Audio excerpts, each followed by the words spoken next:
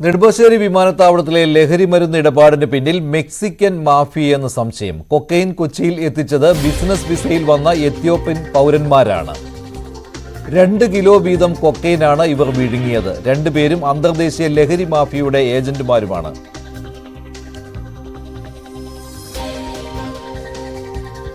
എത്യോപ്യയിൽ നിന്നും ദോഹ വഴിയാണ് ദമ്പതികൾ മയക്കുമരുന്ന് കൊച്ചിയിൽ എത്തിച്ചത്. പിടിയിലായ പ്രതി ഒമാറിൽ നിന്നും 1.945 ഗ്രാം കൊക്കൈൻ അടങ്ങിയ 100 ക്യാപ്സൂളുകൾ കണ്ടെടുത്തു. ഇത് ഏകദേശം 19 കോടി രൂപ വില വരും. ഒരാഴ്ച കൊണ്ടാണ് ഒമാറിന്റെ ശരീരത്തിൽ നിന്നും കൊക്കൈൻ പൂർണ്ണമായും പുറത്തെടുത്തത്.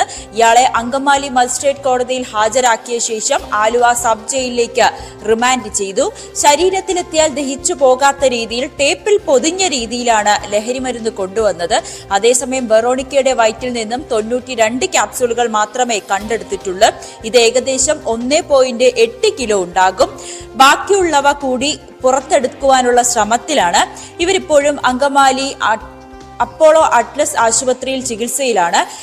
2 കിലോ കൊക്കൈൻ വീതമാണ് ഇരുവരും വിഴുങ്ങിയത്. 16-ന് എത്യോപ്യയിൽ നിന്നും ഒമാൻ ദോഹ വഴി കൊച്ചിയിലേക്ക് എത്തിയ വിമാനത്തിലാണ് ഇരുവരും എത്തിയത്. ബിസിനസ് വിസയിലായിരുന്നു വരവ്. രഹസ്യ വിവരത്തെ തുടർന്ന് കസ്റ്റംസ് DRI നടത്തിയ പരിശോധനയിലാണ് ചെറിയ രീതിയിൽ ശാരീരിക അസ്വസ്ഥതകൾ പ്രകടിപ്പിച്ച ഇരുവരെയും കണ്ടെത്തിയത്. ഇരുവരും അന്തർദേശീയ ലഹരി മാഫിയയുടെ ഏജന്റുമാർ മാത്രമാണെന്നും അന്വേഷണ സംഘത്തിന് മനസ്സിലായി.